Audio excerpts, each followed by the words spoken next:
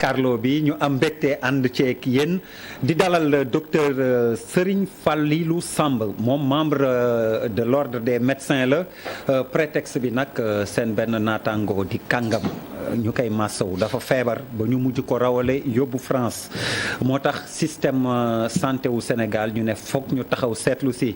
et loolu it ndax du échec gu système bi waaye it fii souvent Sénégal dañuy waxtaanee problème bi ba fàtte solution yi ñu ko nara laaj ndax am na ay solution ministère de la santé nag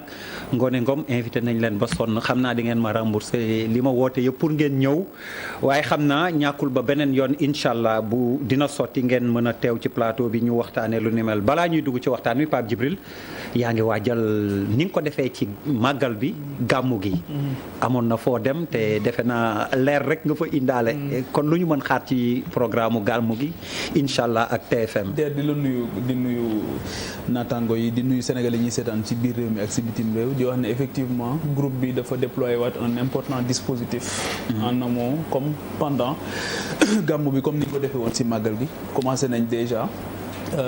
def ay mbir yu am solo. xam naa ne nañu resté scotché rek. Non mais ça c'est de la provocation. Comment ça? Non c'est de la provocation. Tu as le directeur des programmes. mu nekk nii den ak yow nga tëb ko di laajte Pape Djibril nan la mooy programme. son pouvoir est très menacé. c'est grave mais Pape Djibril du loolu ne ko yow leer gi nga jëli woon ba gaaya moom la ñu bëgg nga maas ñu. mais Malal. yow fii sa bureau bu climatisé. non Malal atte leen dëgg kii moo demoon ca moo nekkoon ca terrain voilà. kan man séenoo ma ci tere ma dem gaawoon ñëw. yow fa mu neexee nga demoon. ah ma ñu Touba fa mu neexee nga dem. était dans l'action quoi c'est ça c'est ça la comprendre suñu mag bi xam nga léegi buuba quand tu le regardes ndeysaan naxa saay buuba yu muy sol tuuti xam nga mag la da koy jox kiiram jox ko gëddëm il est amorti jox ko gëddëm. attention de Charles sama loxo yi commencé wul métti de parce que bi ma amee 20 ans dama doon def karaté foofu laa yem nag. il se fait menaçant alors Pape Djibril bismillah. donc di wax rek ne nañu bàyyi xel bu baax incha allah dinañ ñëw ak ay mbir yu am solo. demoon nañ sur les pas de Sidi Hadj Malick Sy radiyallahu taala anhu di ci profité aussi di gërëm bu baax a baax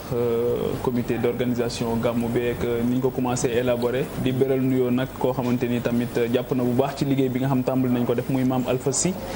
bu maam Abdou Aziz Sy Dabakh def jàppale ñu bu baax a baax sur des aspects yu am solo di wax rek ne fa ñu jaaroon rek la ñuy jaaraat incha allah. incha allah jërëjëf kon ni mu ko waxee Serigne Fallilou Samb docteur la ñuy dalal ni mu ko waxee ñi ngi massawu vraiment kàngam boobu nga xam ne ci yéen la bokk feebar dab ko ba ñu mujj ko yóbbu France ñu koy massawu di ko ñaanal yàlla fëgg boppam delloo ko ci njabootam jarul sax ñuy jaar ci turam waaye mooy sabab waxtaan wi ndax du échec gu système santé Sénégal ak ni may wax ci bu ñu xuusee ci waxtaan bi man dama bëgg ñu indi solution yi ndax mënees na dem ba dootuñu évacuer benn sénégalais bitim réew pour di ko faj docteur ñu ngi lay nuyu. waaw jërëjëf Der maa ngi lay ziar di la nuyu di nuyu ma bokkal plateau bi Charles Malal Bouba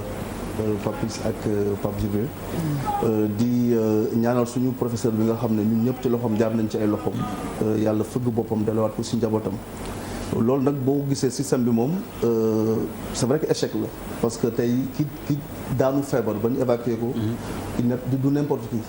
donc nit la koo xam ne nekk na ci système bee ko defar ba muy defaraate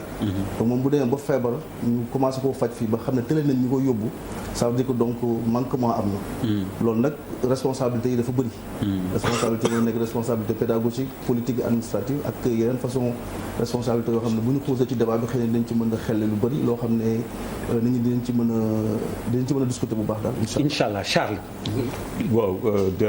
comme tu as fait comme kii Pape Djibril di ñëw ñëpp surtout peut-être nos jeunes suñuy doom yoo xamante ni mu ngi Brésil di leen féliciter quand même parce que jox nañu vraiment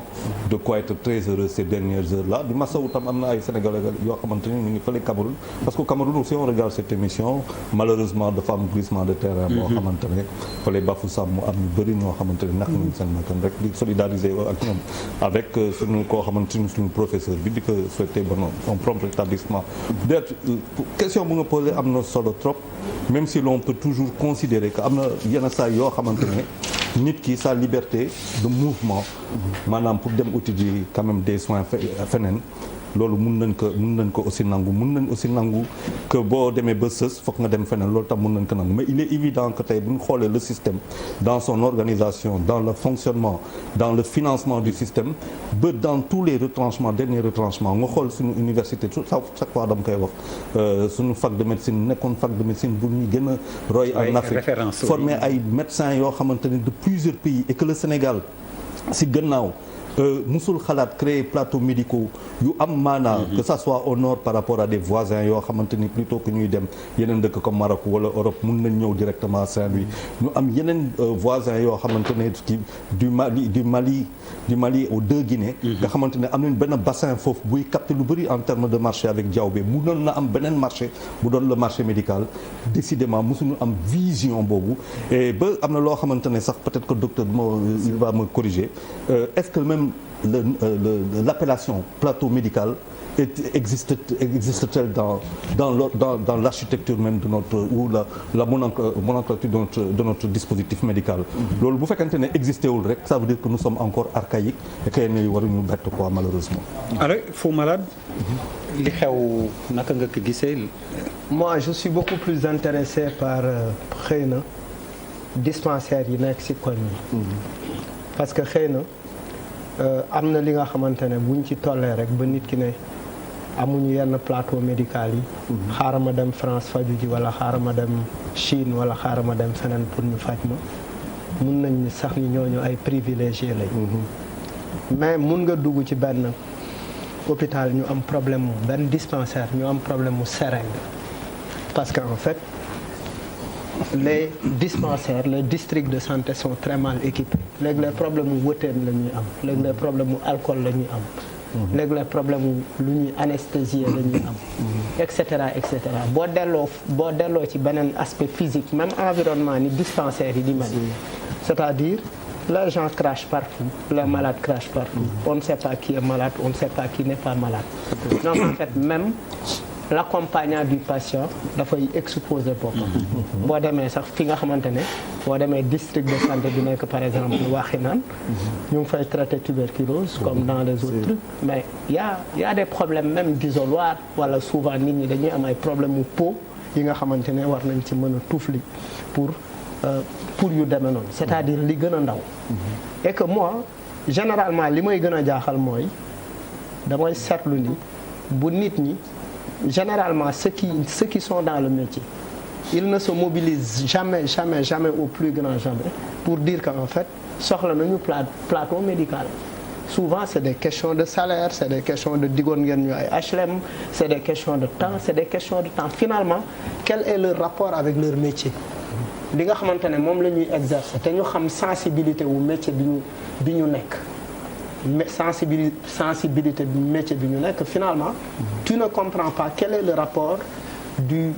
ki nga xamante ne moom la ñu dénk toute cette responsabilité ak li nga xamante ne moom la wax ni mooy vocation est-ce que léegi nit ñi dañuy exercer un métier par vocation wala dañ koy exercer tout simplement parce que en fait ils ont envie de tel da ngay dem boo demee sami bi fii tu vois sur les murs paa bu yey guro par exemple xaaxtandiku tufli ko ci mu bàyyi ay traces nga dem feneen ak feneen ci biir hôpital yi nga gis au coin du mur am na ku fay dem di fa saw et finalement c'est même l'hôpital en quelque sorte qui la structure sanitaire en tant que telle qui peut même te rendre malade au lieu de t'accueillir pour te soigner. Donc en fait moi je pense que il y a une responsabilité qui est partagée yi nga xamante ne l'État a failli à tous les niveaux parce que quand même munoo depuis 1960 am la meilleure université bi nga xamante ne dafay jàngale médecine et les critères yi nga xamante ne dañ fay sélectionner pour jàngale parce que médecine c'est pas n'importe qui moo fay dem il te faut mention foog nga am mention pour mën a dem médecine et énormément de Marocains fii la ñu ñëw jànge Sénégalais yi ñu ci ëpp bu ñu feebaree bu ñu amul moyen wu dem France Maroc wala Tunisie lañ leen di yóbbu et finalement c'est-à-dire quelle est la politique qu'on met en place c'est-à-dire quelle est notre capacité d'anticipation quelle est notre capacité de prévention je parle de ceux qui nous gouvernent finalement on ne comprend absolument rien et puis le personnel même bi nga xamante ne moom lañ def ci biir hôpitaux yi finalement c'est un personnel politique qu'il faut caser on a énormément casé un personnel politique bi nga xamante ne finalement en fait xamul dara ci métier bi après finalement. docteur dinañ ko laaj donc ci formation personnelle boobu ndax ci solution yi la bokk alors Bouba pour tour de table bi mët après Papis ak Pape Djibril.